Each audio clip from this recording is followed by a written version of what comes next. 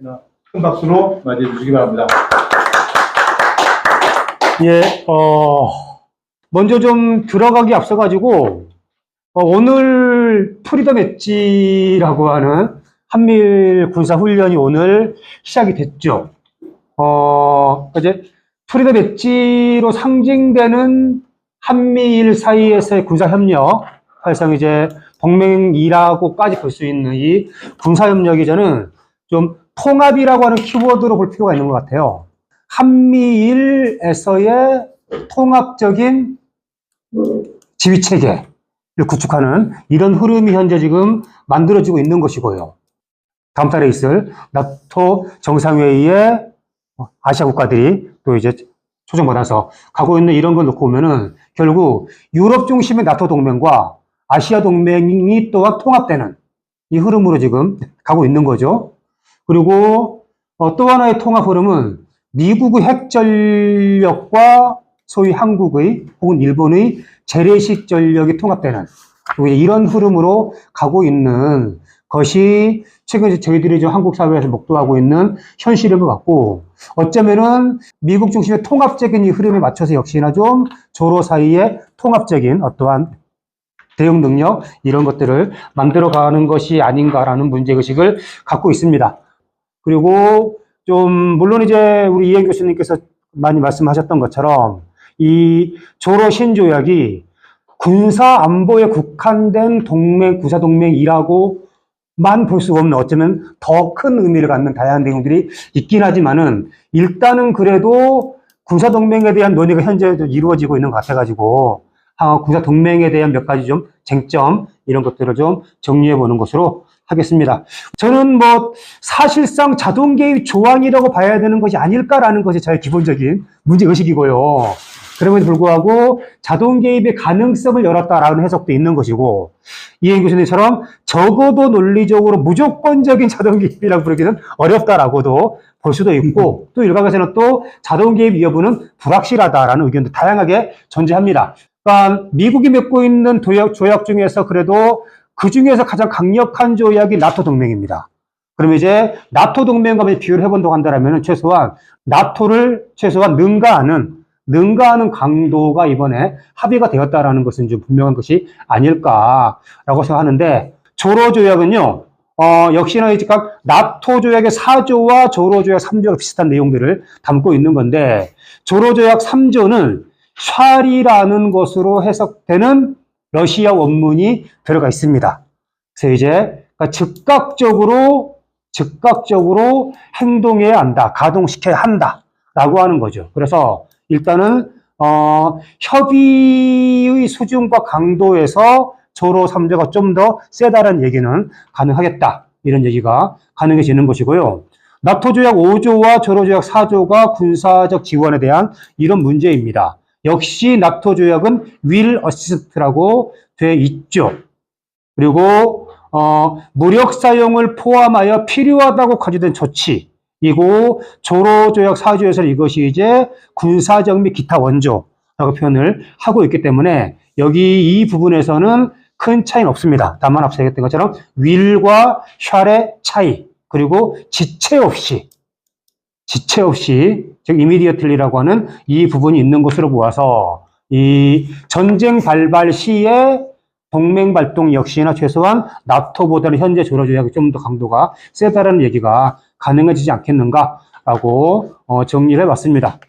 미국의 동맹들을 보면은 이렇게 되어 있죠. would act 한다고 되어 있죠. 그래서 나토 조약은 앞서 봤었던 것처럼 어시스트라고 되어 있고, 지원한다라고 최소한 지원의 의미가 담겨 있는 어시스트라는 단어가 들어가 있고, 한미와 미일에는 어시스트가 액트하는 다소 좀 지원의 의미가 살짝 좀 빠져 있는 중립적인 액트라고 표현되어 있는 것으로 봐서 나토 조약이 미일 조약이나 한미 조약보다는 좀 더 세다라고 볼 수가 있을 것 같고, 한미 상호방위 조약과 미일 신조약은 또한 이 나토 조약에는 없는 헌법상의 절차, 따라서 이 얘기는 필요할 경우에는 지원하지 않는다라는 의미도 포함되어 있는 것이기 때문에 동맹의 강도로 놓고 본다고 한다면 조로 조약, 나토 조약, 그 다음에 한미 미일 이런 순서로 정리가 될 수 있는 것이 아닐까라고 생각을 좀 해봤습니다. 그리고 저 역시나 조로 조약은 방어적 성격을 갖고 있다고 생각을 합니다. 그래서 3조에서 이렇게 되어 있죠. 어느 일방에 대한 무력 침략 행위가 감행될 수 있는 직접적 위협, 즉 무력 침략 행위. 마찬가지로 4조에서는 무력 침공을 받아서 전쟁 상태에 처하게 되는 경우이기 때문에 방어적 성격을 갖고 있다. 이제 푸틴이 베트남까지 이제 하고 나서 기자회견에서 이런 얘기 했었죠. 한국인은 걱정할 필요 없다라고 하면서 침략을 받을 시에만 북한을 지원하는 것이기 때문에 한국이 북한을 공격하지 않는 이상 한국은 걱정할 필요 없다라는 얘기를 한 것 또한 방어적 성격을 보여주는 것이고요. 기본적으로 조로조약은 방어적 성격을 갖고 있는 것이 아닐까, 방어적 성격을 갖고 있다라고 봐야 될 것 같고, 다만 이것이 나중에 이제 구체화되는 이따가 얘기하겠지만은 제도화의 과정과 군사훈련 등등을 전개되는 이런 과정에서 어떻게 될 것인가 좀 더 지켜봐야 되는 이런 문제이지 않을까 싶습니다. 이에 반해서 한미동맹은 공격적 성격이 점점 더 강해지고 있죠. 올해 또한 3월까지만 정리가 했습니다만은 한미일 군사연습이 저도 정리하면서 놀랐는데 1월, 2월, 3월 3개월 사이에 90일 중에서 79일 동안 11일을 뺀 나머지 모두가 한미일 군사훈련이 전개가 되었다. 29차례였었고요. 명칭도 이렇습니다. 적기지 기습공격, 상륙, 적진, 침투 등등등등. 결국 이와 같은 공격적 성격에 따라서 조로 사이에 동맹조약이 체결되었다라고 하는 것이 타당하지 않을까 하는 것이고요.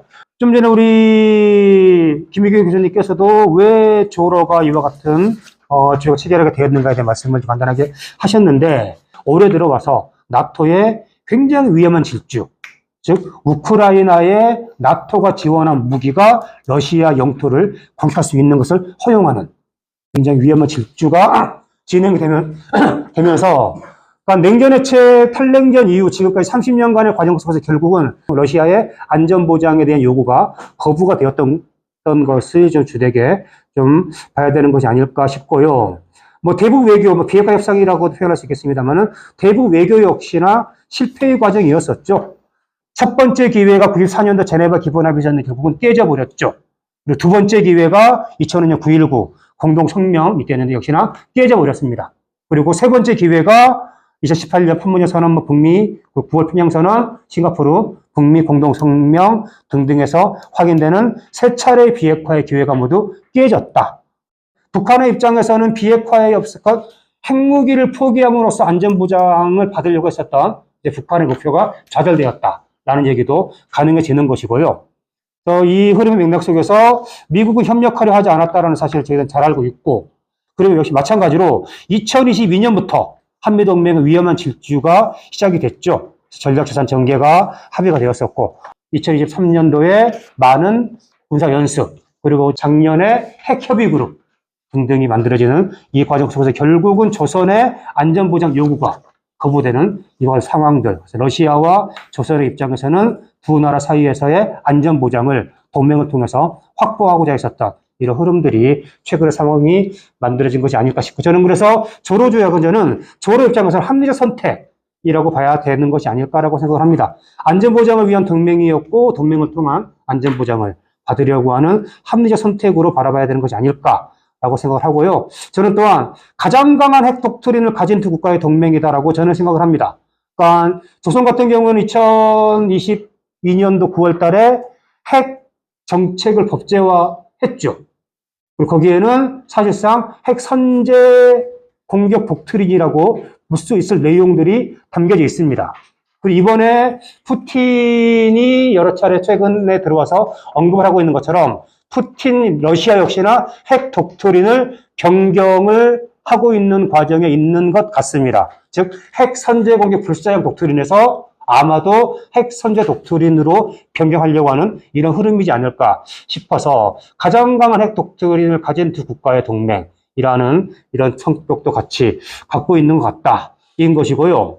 여러 사람들이 얘기하듯이 조로 이번에 이런 조약 때문에 한반도나 세계가 위험해진 것이 아니라 조로 두 나라가 자신의 안전이 위험하다라고는 판단 아래에서 조로 조약이 체결되었다라고 이해를 해야 되는 것이 아닐까. 그리고 저는 오히려 위험해졌다고 한다라면 그것은 바로 미국의 패권 정책이 지금 이 조로 조약으로 인해서 위험해진 것이 아닐까 라고 생각을 합니다. 뭐 저는 그 중국의 선택은 짧게 한번 정리를 해봤는데요. 결국 조로 조약이 미국에 대한 거부, 미국의 접근 거부 혹은 반접근 이런 맥락으로 한다면은 지금도 최소한 2022년 이후서부터 중국 역시 안전보장 문제에 지금 직면해 가고 있는 이런 과정들이 있죠. 필리핀의 중거리 미사일이 미국의 중거리 미사일이 배치가 되었고요. 그림에서 보는 것처럼 대만 바로 밑에 미국이 항구를 지금 건설하고 있는 이런 과정들. 저는 그래서 조중로, 즉 현재의 조로에 중국이 결합하는 것은 어쩌면은 필연적이지 않을까라고 저는 개인적으로 생각을 합니다. 다만 이것이 이제 중국의 적극적이냐 소극적이냐에 따라 속도의 문제, 속도의 차이는 존재하겠지만은 결국 이런 방향으로 가게 되는 것이 아닐까라고 생각을 하고 있고요. 또 하나, 아까 우리 이행 교수님께서 말씀하셨던 것처럼, 이란의 안전보장 문제 역시는 최근의 상황에서 대두가 되고 있죠. 그러면 결국은 러시아와 중국과 이란, 이거는 미국의 주요 전략가들이 가장 끔찍한 시나리오라고 얘기하는, 근데 이것이 현실화가 되고 있는 것이고, 여기에 조선이라고 하는 또 하나의 핵 국가가 만나는 이 4개국의 협력이 점점 가시화되는 방향으로 가게 되는 것이 아닐까라고 저는 개인적으로 생각을 하고 있습니다.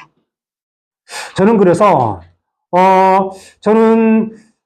이 조로 동맹을 저는 주권 기반 안전보장 동맹이라는 성격을 갖는 것으로 이해를 좀 해야 된다고 생각을 하고 있고, 한미 동맹이 되었건 미일 동맹이 되었건 미국 중심의 패권 추구 동맹, 이와 같이 좀 다른 성격의 동맹으로 바라보는 것이 더 합리적이지 않을까 싶고요.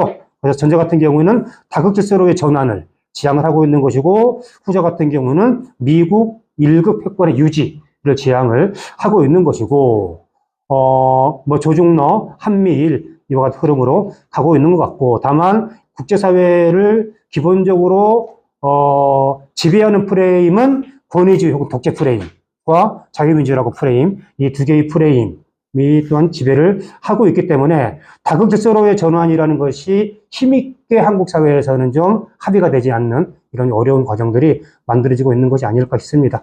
저는 그래서 현재는 이 두 개의 힘이 강하게 충돌하는 것이 현재의 한반도와 동아시아와 세계 차원에서의 힘의 좀 대립 상태인 것이 아닐까라고 생각을 하고, 이 상황에서 한국이 추구해야 되는 미래지향성은 무엇일까? 저는 결국 주권과 평화의 문제라고 본다고 한다면은 주권 기반 다급 평화 질서 이렇게 한번 네이밍을 해볼 수 있지 않을까 싶고요. 이와 같은 과정에서 반드시 넘어야 될 것이 저는 미국 문제라고 생각을 합니다. 이것이 미국과 단절하는 절미가 되었건, 미국과 결별하는 결미가 되었건, 미국으로부터 이탈하는 탈미가 되었건, 결국 미국과의 관계 문제를 어떻게 정리하면서 주권에 기반한 다국화된 평화 질서를 향해서 나아갈 것인가 하는 것이 저희들한테 남는 과제일 것 같습니다. 예, 이상 마치겠습니다.